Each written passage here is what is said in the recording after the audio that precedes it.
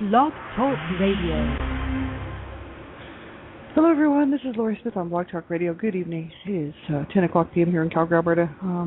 This child abuse prevention and human rights abuse prevention is up to us. 30-minute live internet streaming radio broadcast from blogtalkradio.com. And chat room is open. I did pop the link into there to what I want to talk about tonight. And I just appreciate everybody who's tuning into the shows. I've got 33,600 shows listened to. That's a lot of shows. Thank you so much for tuning in. I've been doing these shows since November 2009, and so November of this year will be 2 years. And I had no idea how long I'd be doing these shows or how many shows I'd be doing. And I've done probably about 730 shows or 740 shows here, and probably about 500 shows over on Dreamcatchers Talk Radio. That's a lot of shows. I thank everybody for tuning in to hear what I have to say about child abuse and child abuse prevention and my own journey, one child abuse survivor to another, and listening to all my shows, Mount Bethel Christian Bible Study and Worldwide Epidemic of Child Abuse and Human Rights Abuses. I'm just interested in the whole issue of child abuse and human rights abuses. And, it's just so important that we all be a voice, we all need to break this out, from underneath the carpet. This needs to be out front and center where society will see that this is wrong. There's a real difference between right and wrong. Right? So we all know how to treat a child right, and we all know what is wrong and what children should not be having to go through and deal with. And so, everybody really needs to talk about this stuff and stop saying, oh, I don't want to talk about it, I don't want to hear about it, I don't want to know about it. I didn't want to know about it either, and I've actually put an explicit warning on my last shows because I'm talking about child sexual abuse and incest, and, this is what I'm focusing on right now. And so, it's not for younger children. It's definitely not for younger children. My shows are really for adults, adult material, and, it's all about stopping child abuse and preventing child abuse. So, you have to listen at your own discretion to all of my shows. I put a discretionary warning on my show page for all of my shows because I'm talking about some serious issues. And, you have to know it's good for you to listen to if you feel that the show topic information might bother you. Anything to do with abuse, which is, anything to do with child sexual abuse, physical abuse, verbal, emotional, psychological abuse, neglect, any type of abuse, domestic violence, sexual assaults, anything like that. You want to turn the show off if you think that might bother you, because that's what I'm talking about. And it's a serious situation. I mean, it ruined my life, it ruined my family's life, and it ruined so many people's lives that I know. Many people that I know throughout my lifetime, have died as a consequence because of the abuse that they suffered, whether it was as children or in domestic violence situations. This is absolutely horrific, and it has affected my life in every way. And that's why I've had to deal with this my whole life, my whole entire life. So that's why I don't mind talking about it, because I know that this needs to change. And I know so many people who have suffered needlessly. Child abuse is preventable. It's 100% preventable. And so, if we would all start talking about this and start thinking about how we're going to protect children, then we could get something done. I just had an interview with Julie Federico she's written a book, she's an author, and she's had this book out for a while now. It's called Some Parts Are Not for Sharing, and you can find that on her website, and that's www.juliefederico.com, Juliefederico.com. And that's a great book, 0 to 7 years old. You can teach your children, that some parts are not for sharing. It's really the preliminary, it's the basics of how to teach your children to, that some parts of their body are not for sharing. That sets up your children to know that it is not okay for someone to touch them, sexually, inappropriately. You know what I'm saying? This is wrong. And it's got to stop. And I love what Julie Federico is doing, and I think it's awesome. I hope you will check her website out. The book you can check it out for free, or you can buy a copy, or you can suggest that the local libraries pick it up. Whatever you do, make sure that you protect children. They are vulnerable. They need all the help they can get and all the protection that they can get. And so many children are, victims and survivors of child sexual abuse, right? So I'm focusing on child sexual abuse right now, and this is my topic. And this is, if you're under the age of 18, I ask that you have someone listen to the show with you to see if it's age appropriately okay for you to listen to it. Younger children, it's definitely not okay for younger children.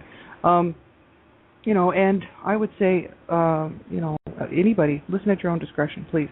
I'm talking about child sexual abuse, and this is from the American Association or American Academy of Child and Adolescent Psychiatry, and it's fast facts for families, right?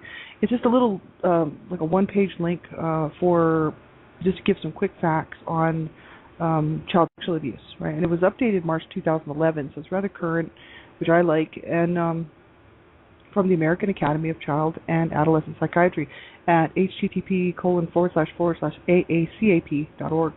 So I want to go through and talk about some of this stuff, and this is something I'm focusing on because I was abused as a child sexually. I was abused in every way, physically by my mother, physically by my father, emotionally, psychologically, verbally abused by both of my parents. I was sexually abused by my brother, and I witnessed a lot of sexual abuse in my home between my mom and my dad, and a lot of rape and different things like this, and just a whole lot of sexual dysfunction between my parents. And they were it was a domestic violence situation, domestic abuse, and a lot of sick and twisted stuff. And let me tell you, it had a huge impact on my life, and could have destroyed me. I could have been killed in the physical beatings. I used to pray for it. I actually used to wish for it because I was just in so much pain in my body and in my heart. So I really wished for it. But as an adult now, I sit back and I say, thank God I was not killed, because I'm a voice for these kids out here who are being murdered as we're speaking right now. I want to do everything I can to stop child abuse, right? So, it's just a huge issue, and child sexual abuse, I'm focusing on that right now because I am writing a book. It's my sequel to A Life of Death Redemption, and it's my sequel, and it's I'm dealing with the child sexual abuse and incest, child rape and sodomy. So this is very important for me to talk about this, and it's important for everybody to know about this. This is not something that we can afford to sweep under the carpet because it's so ugly nobody wants to hear about it, or it makes people so uncomfortable. It's just like when I tell people what I do. I'm the Canada Regional Director for Dreamcatchers for Abused Children, and as soon as I pass them my card and I say, oh, hi, I'm the, if they say, what do you do? And I say, well, I'm a child abuse prevention advocate, and, I was standing up for child rights and trying to stop child abuse, and I give them my card, they give it back. They don't even want to keep my card. They're like, no, we don't want to know about this, man. No. And of course, when a lot of people, if I tell them, in my local area about my book, I actually had a huge welcoming kind of, reception from people who knew me about my book, and a lot of people bought my book, which was really cool. But the thing is I have actually told other people about it, and they're just like, no, I don't want to read that. They don't want to hear about it. They don't want to know about it. It's like monkey see, no can see, monkey, what? It's like what we don't see, what we don't hear, then we don't have to know about it, right? Well, children are being raped right now, and I am here to tell you that this is happening and it's reality, and I really don't care who doesn't like it. You know what I mean? Like, we need government. We need serious government national attention to this. We don't need one day a year devoted to child abuse prevention awareness. We don't need 1 month a year devoted to child abuse prevention awareness. And now that's better than it used to be. But what we need is 365 days a year national attention to child abuse. Because this is wrong. It's wrong in every way. Check the headlines out. Stop skimming by them and stop passing them by. These are precious little kids' lives. This could have been you, right? Well, it was me. So, but at least I survived, right? But the thing is sadly enough, it really did ruin my life. And people would say, "Oh, really? Well, you look like you're doing great to me." Well, I can't have children. I can't bear children. My body is screwed, right? I have so many problems with my body because of the abuse that I suffered. Mentally, psychologically, emotionally, so damaged, I can hold the job down. I'm very high functioning, right? But the issue is that it has affected my life in every way, and it will continue to do so for the rest of my life. So it's something that I'm never going to be able to look back and hold my grandkids, unless I adopt, which I don't have any money to do. So you know what I mean? I can't have any children, and even if I want to adopt, I have no means to look. You know what I mean? So it's pretty sad.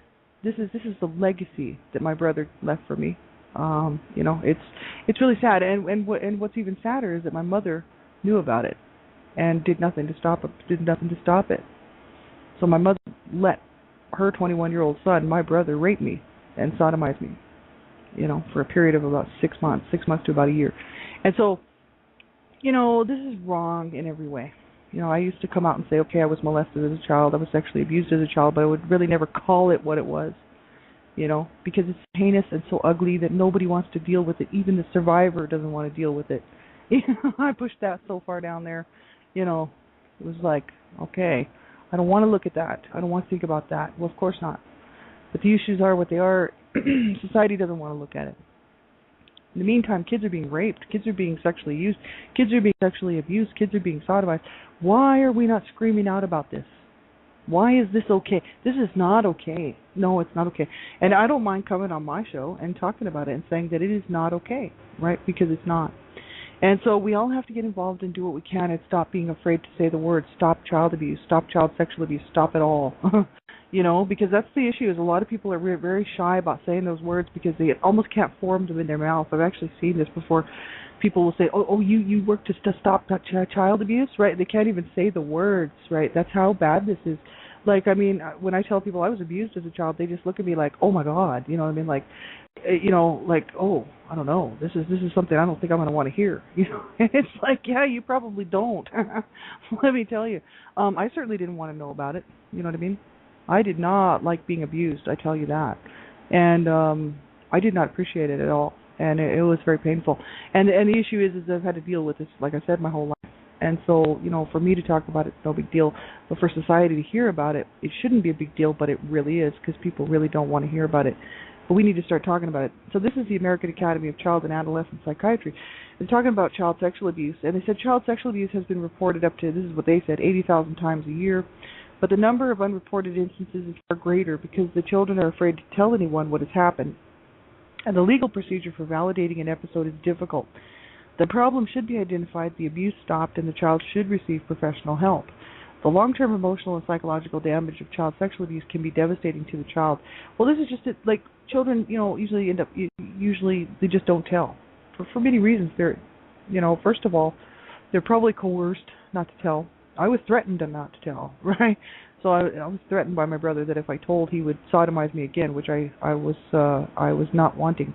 So he knew that would make it so I wouldn't tell. But the thing is I did tell. After about the third assault, I actually was in a lot of pain. I had a major infection, and I was just having a lot of problems. And was in a lot of pain. So I told my mom, and I told my mother I was 8 years old, and I told her, that my brother was doing things to me at night, and I sort of explained to her what he was doing, and she said, "That's your problem, not mine. What do you want me to do about it? That's not my problem. You deal with it." And I'm like, okay, all righty, thank you. But my mother was my main abuser and was, knocking my head off all the time and beating me and, hurting me and threatening to kill me. That was my dad, so I actually didn't push it. So I just thought, well, okay, I guess I'm supposed to just take this and endure it. So that's what I did. And, the abuse in my home was rampant. So child abuse, especially child sexual abuse, will quite often happen in a home where the child is already being abused in some other way. And this is a fact because the children are already set up for, the issue of being used to being abused, right? It's not like they're necessarily going to go tell a teacher or go, it's not like a child who is automatically, who lives in a home where everything is great and then all of a sudden the parents divorce and then the child lives with one of the parents and they remarry and that parent becomes the sexual offender and the sexual criminal, really, because it's a criminal act, I'll tell you that, and starts abusing the child. The child may then think, okay, I got to tell somebody, I got to tell a teacher, I got to, because they might feel they've obviously not been abused their whole life, so this would be something that would be completely, I don't know, it would be out of the norm. For me, abuse was a normal thing in my home. I watched my dad rape my mother, so abuse was like a normal thing in my home. To watch people hurt each other in my home was the norm, see. And so I just figured, well, okay, I guess I'm supposed to sit here and take this from my brother now. Absolutely sick and twisted. But this stuff goes on, people, and whether you want to believe that or not, whether you want to agree with it or not, it's the truth. And, at the time, my mother could have easily got the authorities involved, got my brother some help, which he needed. He ended up killing himself so many years later, 13 years later. I was 8, so... 13 years later, I went to the gynecologist and was I told them I was a virgin, and my gynecologist said, "You're no virgin, honey." And you've got signs of sexual abuse here. And I was like, "Well, no, I'm a virgin." And she was like, "Sure you are. You were abused." And I was like, "Well, no, I'm a virgin." And as I was 21 years old, and there was literally nothing they could do. That was a long time ago, so they didn't have the mandatory reporting that they do now. So the thing is at the time my mother could have got my brother some help, because he killed himself when he was 33 years old, and so 33 take away 8, 21 years later he killed himself. So, he needed help. He was a sick person. Who knows if he went on to abuse other children sexually? I don't know. He moved to Canada. How would I know? You know what I mean? Sad, sick, and twisted that my mother would let this go on and not get her son some help, but especially to get me some help, because I had just been raped and sodomized. I needed some serious physical attention, and I also needed some serious emotional, mental attention, and some therapy and some psychotherapy, and I needed some help. You know what I mean? And I was just made to deal with it. So I split. I literally split so that I could go to school and still continue to try to be an 8.5, 9-year-old kid, and put that stuff so far behind me that I didn't even see it. You know what I mean? So this is absolutely horrific. You know what I mean? That this happens to children, and it does happen all the time. 1 in 3 to 4 girls, 1 in 6 to 7 boys, and that's the stats. And that's for what's reported. That's what they know about. 1 in 3 to 4 girls, 1 in 6 to 7 boys will experience some type of sexual abuse under the age of 18. So whether that's unwanted sexual touching, molestation, exploitation, rape, you name it, right? So really horrific. Parents, if you're listening to this, or anybody who's around children, look out for them. Make sure they're not being abused. My God, let them know that they can come to you and tell you anything, and that you would get them you would do something. You just cannot leave a child to suffer and to be used in any manner. I don't care. You don't like child abuse. It's all incredibly wrong. See, my mother was abusing me, so my parents were brought up on charges. So sure enough, we would have been removed from the home. You know what I mean? I would have been removed from the home for sure. And my sister as well, because we were under the age of 18. So, and my brother, let's see, yeah, there would have been 3 siblings that were still left in the home. We're under the age of 18. We would have been removed from the home, guaranteed. My mother allowing me to be sexually used by my 21-year-old brother. Yeah, definitely. My parents were already brought up on charges. They were busted. They didn't do any time. We were left in the home. And there you go. This is a sick and sad, twisted fate that happens to children every day, even today. Even today, we have this crap going on. This was back in my parents were brought up in charges in 1967, 1968, and right around there somewhere. I think I was about 3 years old, and so obviously I don't remember too much. I just remember these 2 people coming over, these social workers with clipboards and suckers for me, and they would check my clothes. They'd check my diaper. They'd check my whatever I was wearing. They'd check my shorts and stuff. They checked for signs of abuse. Is what they were looking for, and they came around for a while, then they were gone, and then the abuse just started back up. So I totally remember it. It's just that my older siblings were telling me a whole lot more. And not at the same time, so they weren't corroborating their stories. Where they weren't talking at the same time. I heard this years later from many of them, and it was all, it was all good information. But the thing is, it's absolutely horrific. I would have been removed from the home. It would have been such a better situation for me. I was abused horrifically after that. You know what I mean? Like by my mother. This is absolutely so wrong, so wrong, so wrong. You have to do something. I have to do something. We cannot just sit back and say, okay, it's great, let's just leave this up to everybody else. No worries, I've got better things to do. These kids out here, they don't have time to wait. They really don't. And people say, well, it's not my responsibility. Yes, it is. As a citizen of this planet, yes, it is. It is our responsibility. Because you know why? Because the people who are supposed to be looking out for them are not. So why should those little children suffer? Because nobody wants to take responsibility. Somebody's got to do it. So if you know a child's being abused, you make sure you do the right thing and you make a phone call, because abused children are not happy, and you certainly won't be breaking up a happy home, right? Abused children are not happy, and so you need to get them some help, and you need to get them some support. People say, well, if they end up in the system, they're just going to be screwed. Well, it's the truth. The system sucks. It doesn't work. I'm not running down anybody in the system. I know Their hands are tied. They're trying to protect cover their butts, But yet, when is this going to change? Like, when is it going to change? I don't mind being a voice. You know what I mean? Because if I had all the answers, then I wouldn't even be on Blog Talk Radio right now. I'd be solving the issue. It's obvious that I am actually a promoter and a motivator for those that do have the answers to get busy and do something about it. You know what I mean? Because it's obvious that there are people out there that know and have some great ideas, but just sit on the sidelines, sit on the fence about it, and don't get busy on it. Get busy on it if you have those great ideas and those great plans, that you think, okay, this will work, then do something with it. Because the kids can't wait. You know what I mean? They really can't. So they said child sexual abuse can take place within the family by a step-parent, step-parent, sibling, or other relative, or outside the home, for example, by a friend, neighbor, child care person, teacher, stranger. Even kids can sexually abuse kids, right, obviously. When sexual abuse has occurred, a child can develop a variety of distressing feelings, thoughts, and behaviors. They said no child is psychologically prepared to cope with repeated sexual stimulation. Even a 2 or 3 year old who cannot know the sexual activity is wrong will develop problems resulting from the inability to cope with the overstimulation. The child of 5 or older who knows and cares for the abuser becomes trapped between affection or loyalty for the person and the sense that the sexual activities are terribly wrong. If the child tries to break away from the sexual relationship, the abuser may threaten the child with violence or loss of love.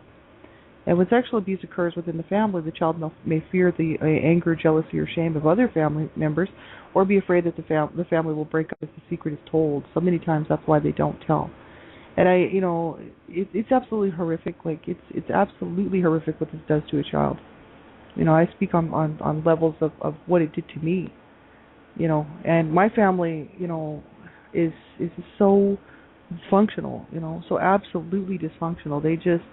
They're not here for me. You know what I mean? So I cut them off a year ago. Thank God. Got the losers out of my life. Thank God. No, I have other people in my life who are here for me, and that's my friends. And I appreciate it because these people are my real family. They really do care about me, and they know that, what I went through is absolutely never should have happened. And my family's just very sick and twisted and mentally ill, so there you go. What are you going to do about that? So, anyway, the issues are what they are. Children are not prepared to. They're not made. Children should be allowed to be children. See, That's why we have this beautiful situation where we're born, and we hit. We're 0, and then all of a sudden we're children, and we should be allowed to be children, and experience our own, sexual, touching and stuff like on our own developmental basis. You know what I mean? With our own peers, and and then you grow up and you get into high school, and you might have a little bit of a crush on somebody, or junior high or something, and then you have all these little periods of throughout your life where you're developing and finding out who you are and finding out who about more about yourself and your own sexuality, and that's a natural course, of course, and that's the way it should be. But no adult should be trying to force themselves or trying to sexually use a child for any reason. That is wrong, and I don't care, and I think that we need to slap some seriously heavier sentencing on people that are caught and busted and found guilty of child sexual abuse. I really do. I seriously think that the sentences they're not strong enough. They're not harsh enough. They need to send a message to these people. If they could send a message to these people, would they stop? I don't know, because it's a sickness, it's an illness. Why anybody would want to use an 8-year-old sexually, I don't know. You know what I mean? Like, I cannot wrap my mind around that. Why my brother did what he did to me. I can't even get my mind around it. I was just some sort of sex toy for him. That's all. So he, instead of him figuring out his own way of relieving his perversions, he decided to use me. So that is sick and twisted and wrong in every way. And I tell you what, stiffer penalties. Like, I don't know what it's going to take, because these people are sick in the head. It's a serious mental issue. They shouldn't be treating it like a criminal issue, but also a serious mental issue. These people should not be free to be out in the public at all. Once they offend and they get caught using children sexually in any way, and they're found completely guilty, I'm talking beyond a shadow of a doubt, because I'm all for the law, and I'm all for protecting people from, I'm all for protecting people, period. So I'm talking people who have been caught red-handed. They are found guilty. They are known child sexual predators, and they're out here. They're hurting children. Like in my case, if my mother would have pressed charges and got my brother and got me help at the time, my brother would have been put in prison. You bet it. You bet. Because the physical evidence would have been there on, would have been so fresh. The wounds would have been so fresh that my brother would have been busted, and he would have done time. See. And the thing is can you really let somebody out like that again? Can you really let somebody out there?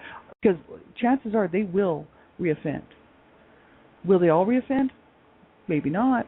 Do we want to take a chance on who's going to? I don't think we should. Too bad.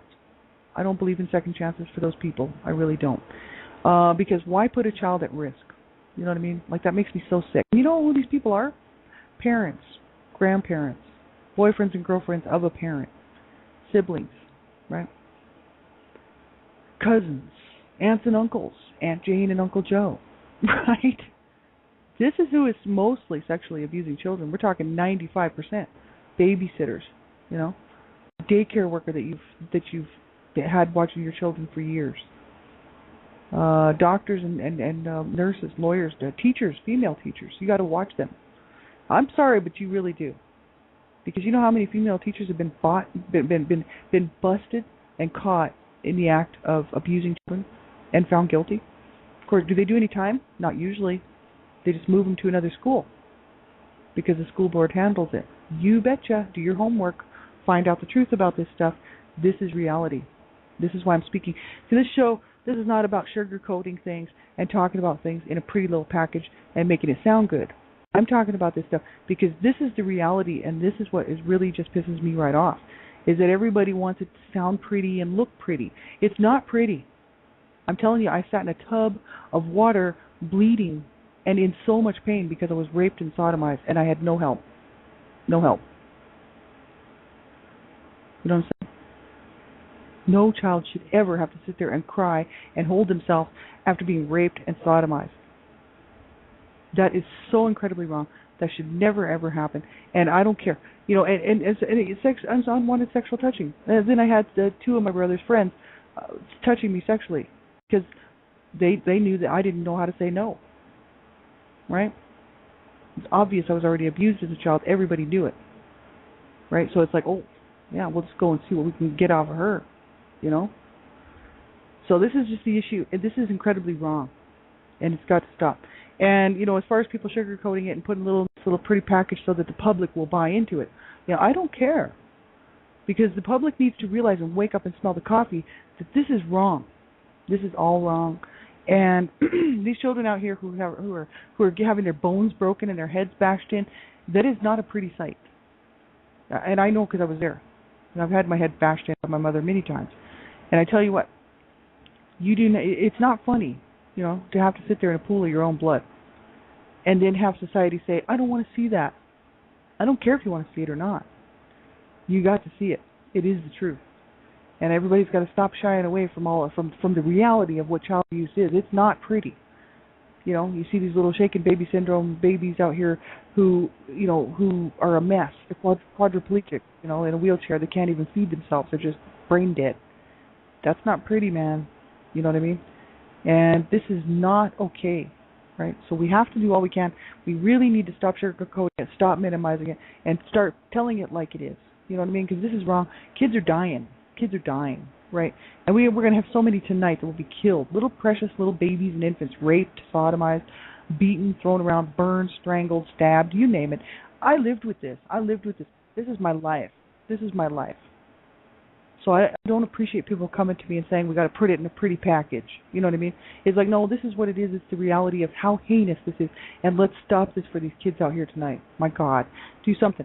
But all I can say is get involved and protect your own children. Make sure your own children are not being abused, and make sure that the children around you are not being abused, right? And that could stop a lot of abuse. If everybody would do that, we could stop child abuse, right? Have a great night, everybody. I'll be back on tomorrow morning, one child abuse survivor to another. And then tomorrow night as well. Tomorrow night I don't have a show. That's right. No, I do on Dreamcatchers Talk Radio. So, if you'd like to tune in tomorrow night on Dreamcatchers Talk Radio here on Blog Talk Radio, you just type into the search bar Dreamcatchers. and it'll take you to the webpage, to the Blog Talk site. So thanks everybody for being here and tuning into my shows. I really appreciate it. Bit of a rant here tonight, but I tell you, we have to do something for these kids out here. I know what they're going through, and it's absolutely horrific. We've got to stop it. So do what you can to get involved locally, nationally, internationally, but do something, right? Have a great night. Talk soon. Bye-bye.